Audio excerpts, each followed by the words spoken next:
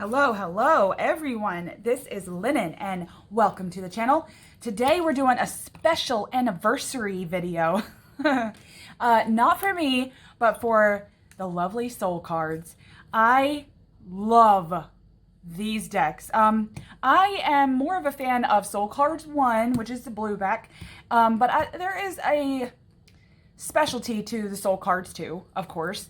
And I do use both. I use Soul Cards 1 more only because I guess, I don't know, over the years that I've used them, I just tend to shuffle and work with Soul Cards 1 more. I guess, I don't know why. Probably no reason really. But I wanted to look at some cards today because 25 years ago this month, Soul Cards came out and blessed us with its presence. So for the lovely Deborah Koff-Chapin, I think is how you say her name. She presented us with this deck 25 years ago, and I think that is, I mean, when you think about 25 years of a deck being in print and being loved by the masses, it's an enormous accomplishment. And so I wanted to take the time to show a few cards and maybe give you some, I guess ways in which I use the decks. So let's put this aside and we'll look at some We'll look at some cards. As we go through the cards, I'm going to try to intuitively read them, if you will, because I want to give you some of my personal accounts as to how I may see certain faces and images. Also, just to give you a like an announcement of sorts, she is in the process, the creator of this is in the process of making a brand new deck, and I think it's called Portals of Presence or something. It's like mostly going to be on faces, and so please check her out on, I think she's on Facebook and Instagram. I'll find all of her links to her website and all of her social media accounts that I can find below, just so that you'll be able to reach out if you want one of these decks or her new deck and just kind of follow along with her. So I just love the way she does touch drawing. She's such a creative spirit in a way that when I've gone to her website and when I've gone to her Facebook, she often has classes on touch drawing, or back before COVID hit. Some of these I think are upside down, but for me it doesn't matter. And her drawings are made, these are made by having a flat surface, like a non-porous surface, probably like metal or fiberglass type of a thing, and then she slathers paint on them in a very thin layer, and then places tracing paper or some sort of thin paper on top of it, kind of like maybe newsprint paper, and uses her fingers and her fingernails to make these drawings. No paintbrush, pencil, nothing but her fingers. And because she places the tracing paper on top of the thin layer of paint and does it on top of that paper, it's not even a messy project. So I just find that so fascinating as a creator myself.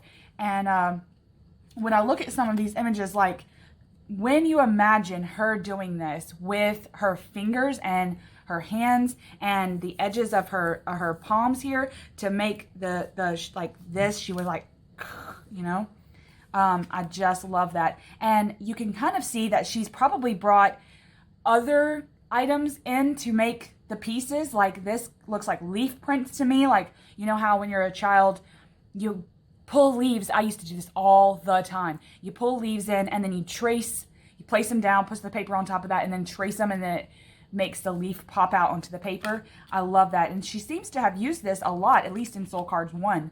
You can't deny that when we look at certain images, me,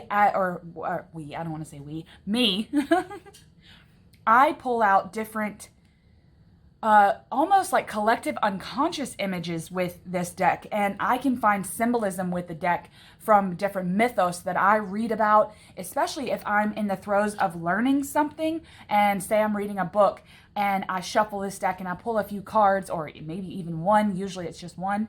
I can see, like, look at this, look at the color. The contrast here is just insane. And she made these stars probably with her fingers.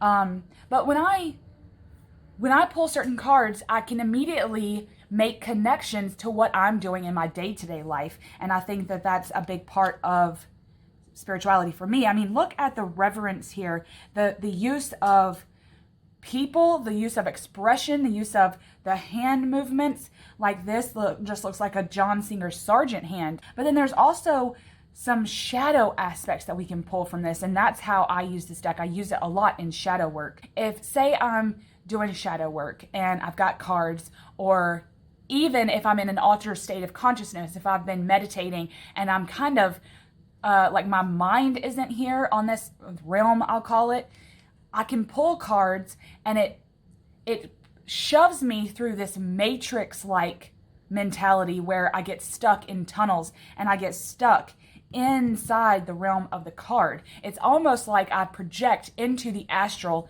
of wherever these cards lie. And I think that that has been very, very powerful for me. I mean, look at this image. This beautiful face. This kind of looks like the Empress card to me in the tarot, where this, you know, matriarch is standing heavy, and then she's over all the rest of the queens in the tarot. Stuff like that. I just find certain images pull from me feelings and journal prompts. I've journaled so much with this deck. It's incited like poetry from me that is sometimes can be pretty macabre. The soul whispers. And I like how she called it the soul cards, because I do feel like when I look at this deck, I'm pulling images from the soul. And look at this image where she seems to be whispering, this figure seems to be whispering another figure, and how there's like a solace in solitude, and then how we take too much heed into what other people say, and how what they say can transform how we think of ourselves. Stuff like that. I think that this is a very powerful, a very deep deck. Both of them, really. I think that when we go back and watch her interview with Simon over at the Hermit's Cave, I'll leave the link to that video below. It was fantastic. She talks a lot about intuition, and how some images have come from that. But look, like bird, human. I mean, the humanoids in this deck are just, I mean, I just can't get over it.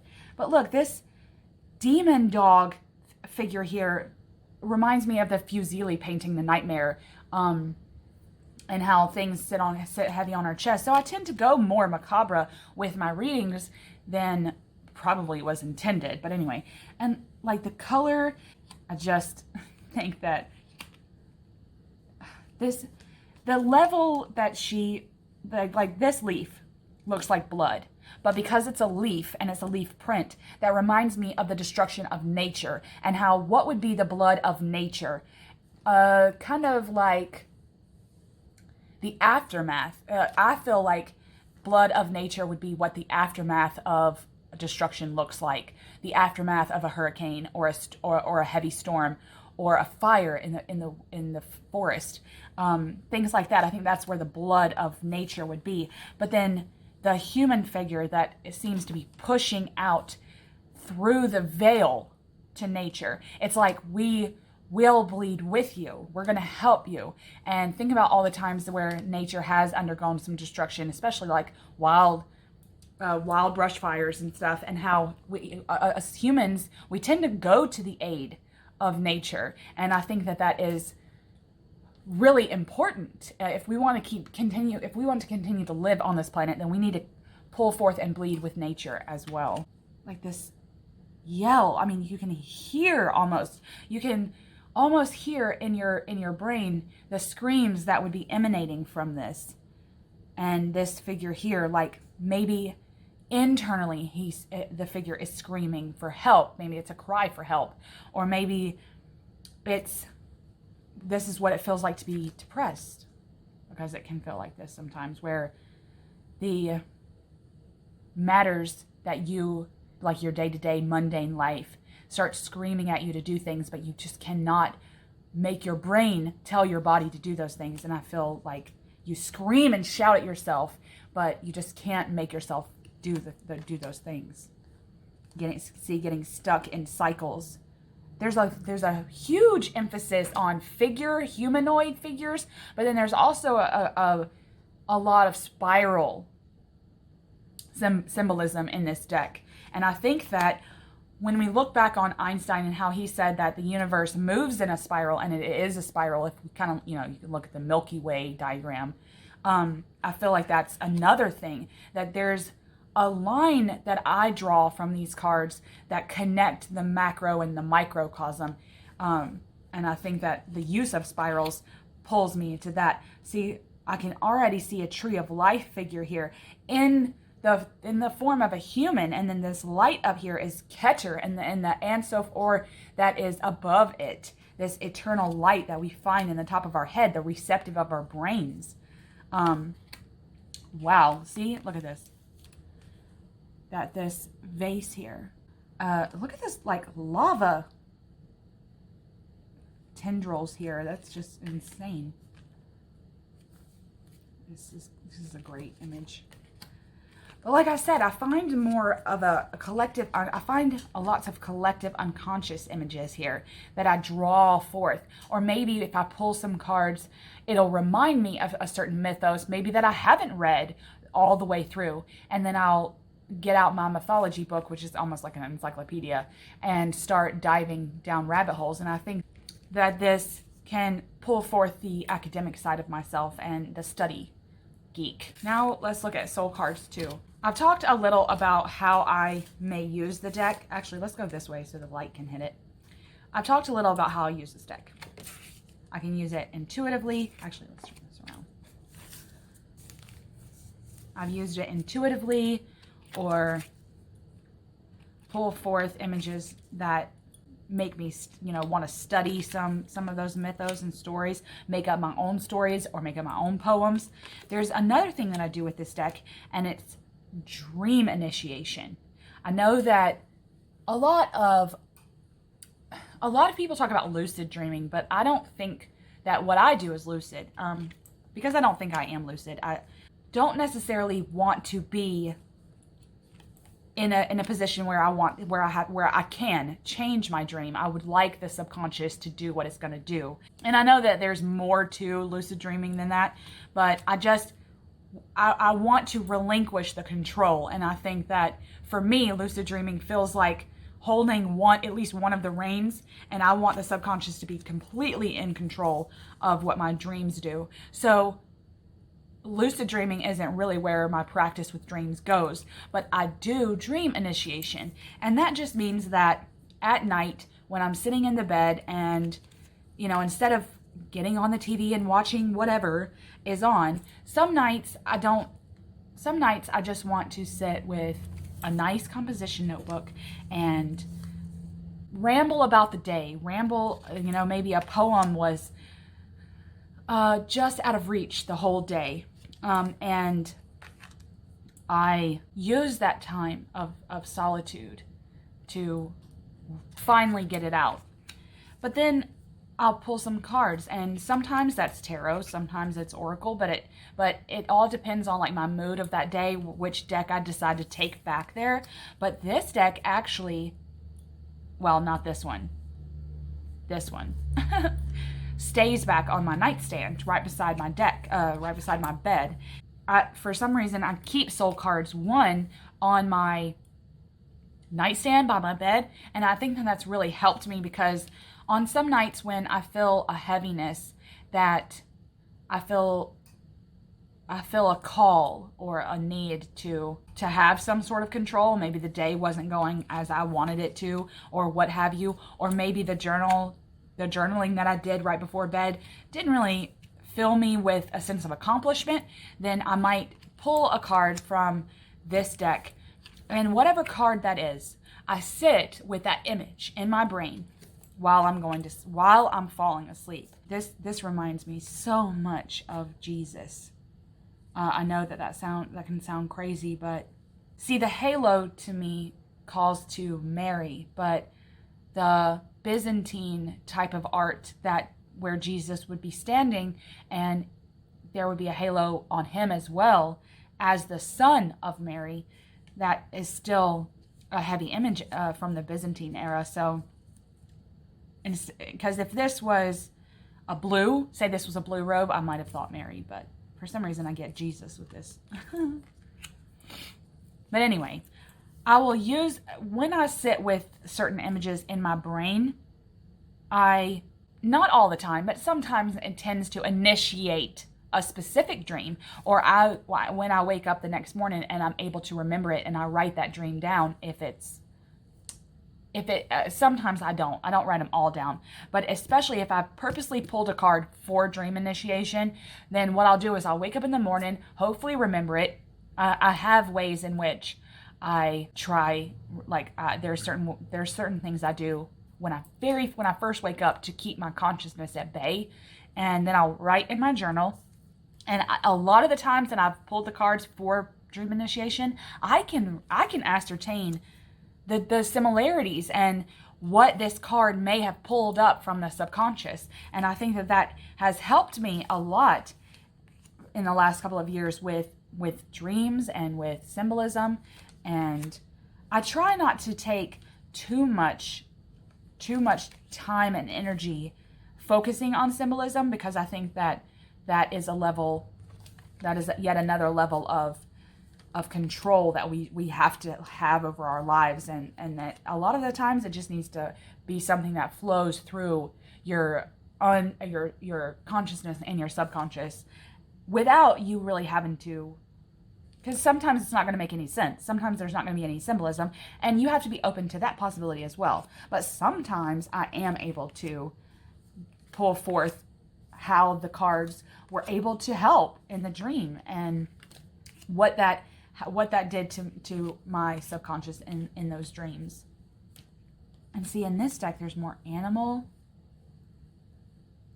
There's more animal vibes in soul cards too. The color here, this more saturated color, is very beautiful, because they're more muted in Soul Cards 1, and maybe that's why I like them. I don't want to say that Soul Cards 1 is my favorite. Both decks have a place in my practice, but I just, for some reason, maybe it is the muted tones, I pull forth, I pull out Soul Cards 1 more. Look at the fire in her belly. Look at this. I love this. See, this needs to be an altar card. Like, this reminds me of an altar card that I had for death. I do a lot of death devotion in the end of the year cycle, I'll say. This actually looks like her. It's pretty interesting. It's like a self-portrait. I love this. The use of white space in this card again pulls me to maybe a shadow aspect, what's lurking in the depths of us. And I think of the abyss. I'll leave a link in the cards to the Mindsight video that I've done about this, about the abyss, and how when we are looking over the precipice of the abyss, there's a you on the other side, or maybe even in the depths, however you want to say it. There's a you that's like just a shape, just a light shape, and you have to suck it into your body. But there's so much shedding that you have to endure to get to where you can embrace the new you. And that makes me think of that. So these cards, ooh, look at this snake chama. I love that.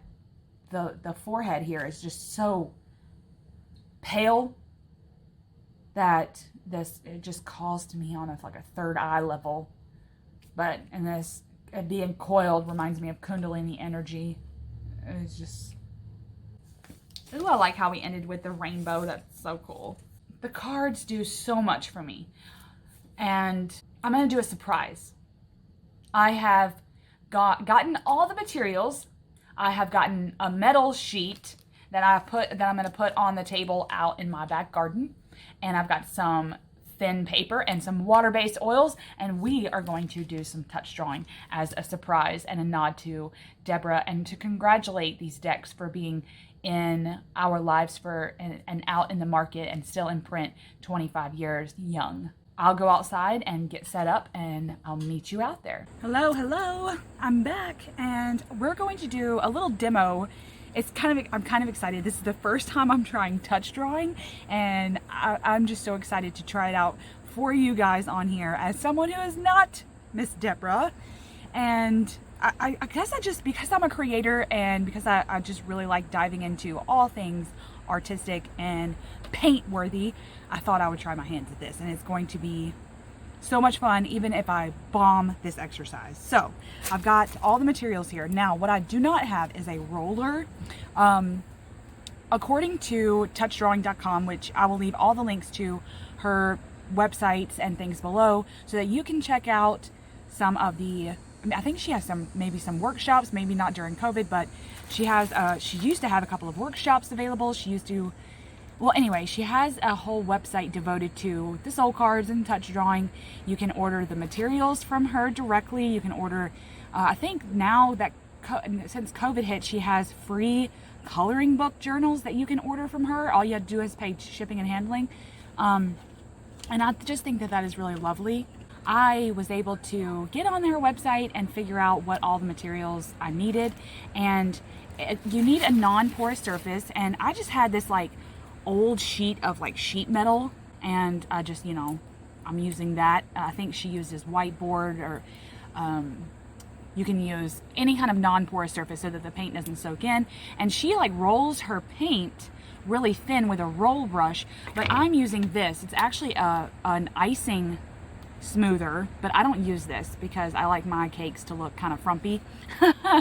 So I'll use this to flatten the paint out on this piece of metal. And you put the paint down really thin, and then you place this is actually tissue paper. Any kind of thin, almost transparent paper will work. Newsprint paper, tissue paper, tracing paper, those types of things. I was going to use copy paper, but I was able to find this in my party box, like with my gift wrapping things. So I was like, oh, let's just use this. So what I'm going to do is take a minute to cut these up into maybe little squares so that we'll be able to see what I'm doing here. And off to the side here, I've got some Winsor & Newton artisan paint. It's water soluble oil paints, and that's what she recommends on the website. Let's try our hand at this. Ooh, windy problems. All right, so I've got a couple of sheets here that should work really well. I have no idea what I'm going to draw, but we'll see. Maybe I'll just do some like kitschy drawings, like rainbows and stuff like that. Something very easy for me to keep up with. And I'll keep these over here under a paperweight just to keep myself sane. I'm not chasing tissue paper all over my yard. And I noticed that in some of her soul cards, she uses multiple colors, like where a basket would be or something. I'm not actually sure how she does that, unless she does the touch drawing itself with her fingers in one color and then goes back once it's its own thing and like transfers that image to cardstock and then paints over that. So I'm not really sure how she does that. So I think she may use only a few colors while in the process of actually touch drawing. So we're going to do kind of what they do in her workshops when she does this on site at places. She'll use maybe one color. So I'm going to try to only use one blue. And I'm only using a little bit of color here because we're wanting it to be really, really thin. So I've got this is actually one of my like oldest paintbrushes. I use it for like outdoorsy crafts and stuff. And we'll just use that. See how that works. So I'm just gonna flatten it out as best as I can. I'm not gonna put, even though these are water soluble, I'm not gonna use any water per se on this metal. I don't want it to be thin paint. I want it to be thinly coated. I think that the color will pop more if I don't necessarily use. And I don't think I need to thin this out any.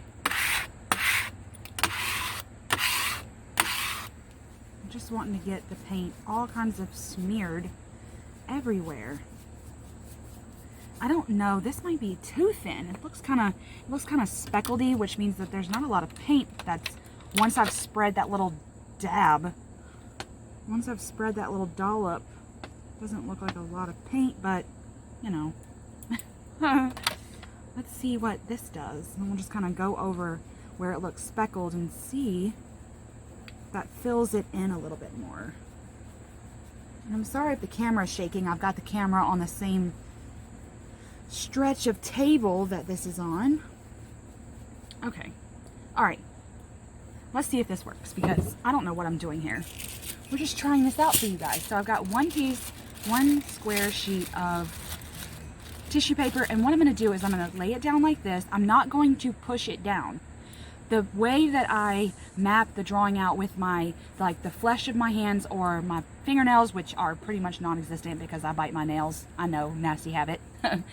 That'll show up by my pressing intentionally. And I love how, oh, it moves. I love how Deborah has said that she likes that you don't get your hands dirty in this. That you are using your hands and it's more of an intention, not a messy thing. You know, it's still a creation, but it's your fingers that are making the impressions, and it's just like an intention that goes beyond what we can do when we get messy. It's just a way for us to be creative and be in the moment. I love the idea of messy hair. And see, I have no idea if this is gonna work.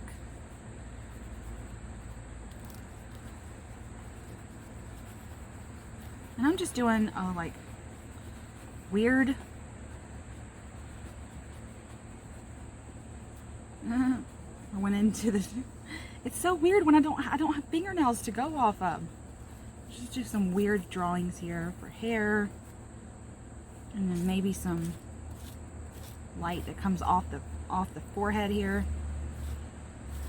You know, and then what we do is we peel it off and we look at it. Huh? Okay. There's an impression that shows up. Now, one thing I will say is that I don't think that this is enough paint. So we'll put this over here under my other paperweight, really. And I think that that's why the roller may be very well, because you could put paint down and really roll it thin. I think that that works really well. But because I don't have a roller, I'm just kind of having to roll with it. I wish I had a roller now.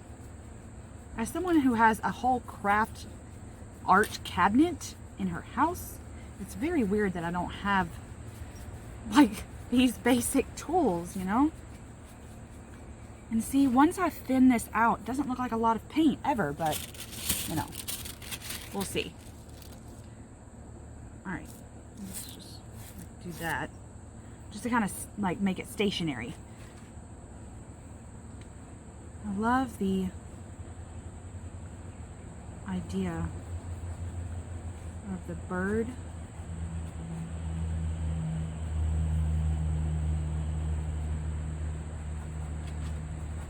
This bird in flight.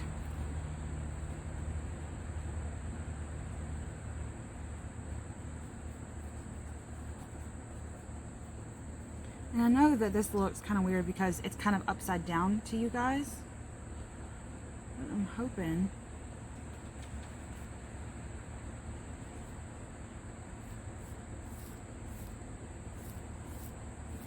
like the wind is really whipping the bird.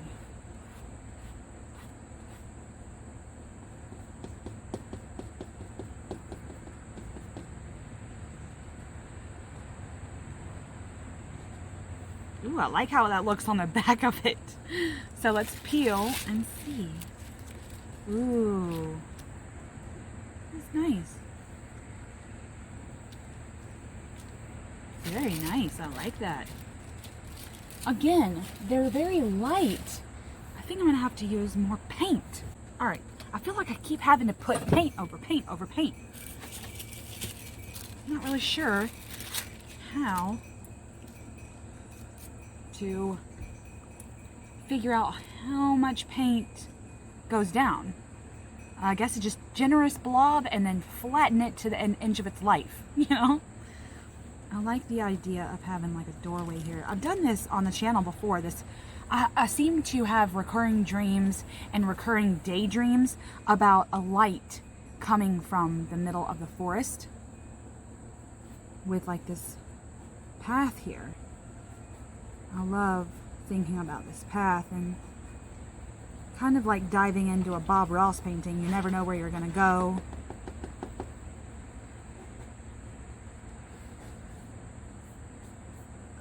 And how it's kind of blurred out in places because you don't really know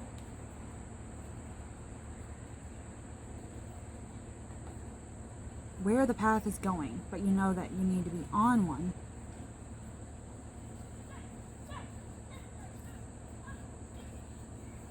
And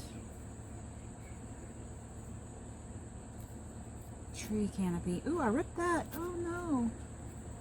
Well, I can't use my fingernails too harshly, can I?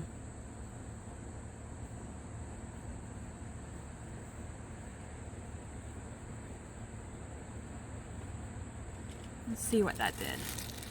Even though it ripped. Yeah. Ooh, I like that. And see, as we can see, some of these effects here, we can see in some of the soul cards. I really like that. I do think that it needed more paint. I think that was the whole problem. I'm going to flatten this out again. Actually, I'm probably going to use more paint. But then try to actually flatten it out with my icing flattener. My icing straightener? I don't know what you want to call it. I just want there to be a generous amount of paint here, and then we'll kind of... These lines, I think will make some good effects too. Like writing down my unorthodox painting tool.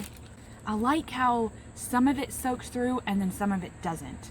I like that about I like that about the whole process. And I like how she uses figures.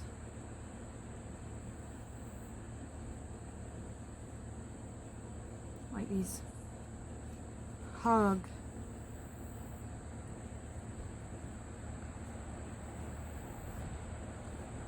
These hug figures that seem to be hugging something. I keep ripping this.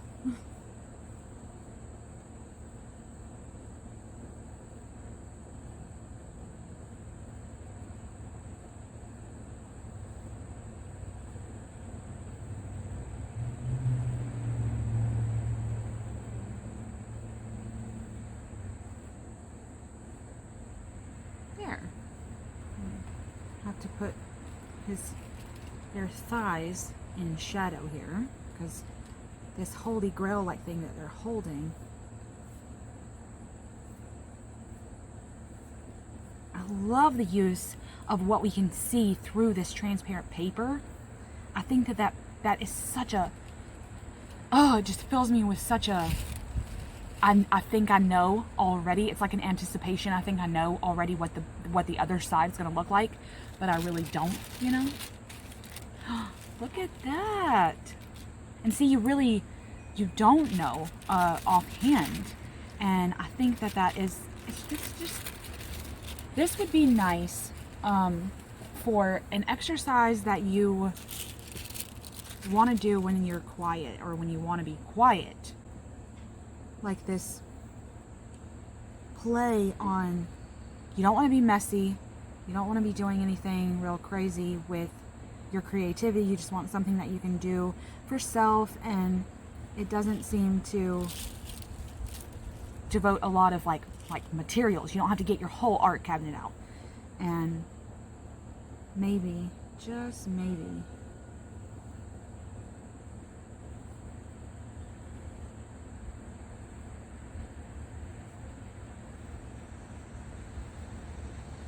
it can be something you do for the quiet.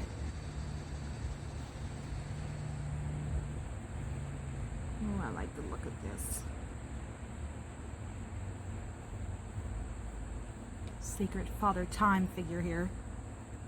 And maybe we'll do a sacred spiral.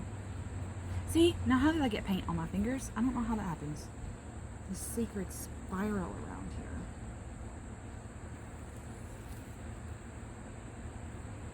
You know, like the clock, the hands of time back behind the hourglass.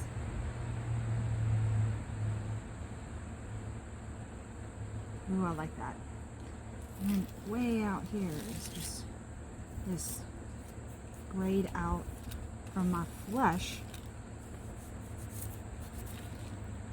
Alright, now let's peel and see. Kind of. One thing I like that I can kind of see, but there's the transparent paper is weirding me out, I think. You know, I think that I like using these. I like this paint color, like I like the blue, but I think I'm trying to get used to doing it from one side and not knowing that I'm having to do the impressions for the other side. So see, I'm just going to do this with my paintbrush, really get the paint on here as thin as possible to where it's not soaking through the tissue paper like hardcore. And just kind of thin it out as best as I can. And then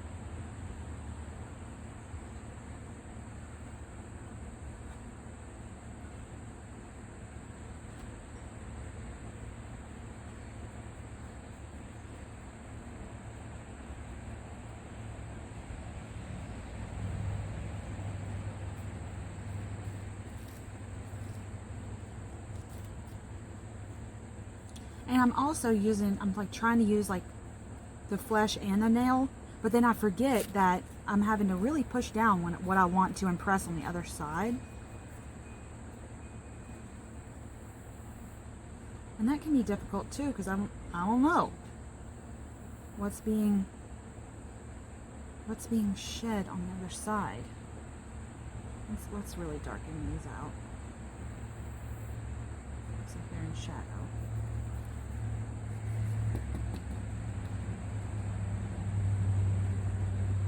I love the idea that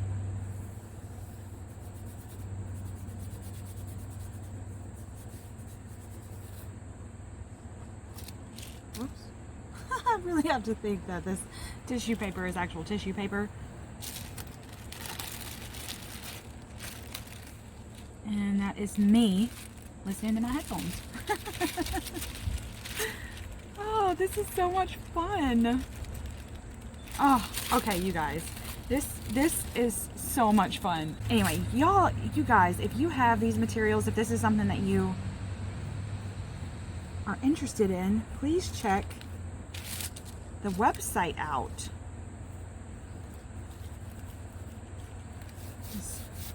I want a gloomy background.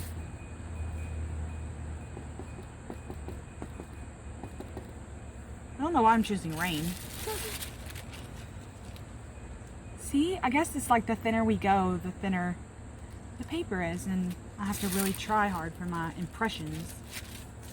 But it's such a fun exercise. Check out the soul cards and check out all of her touch drawing links below. I loved doing this exercise with you, and I feel so honored to have the decks, and I think it's an enormous accomplishment, and I wanted to shout the decks out for being in print this long and have a little anniversary party for them.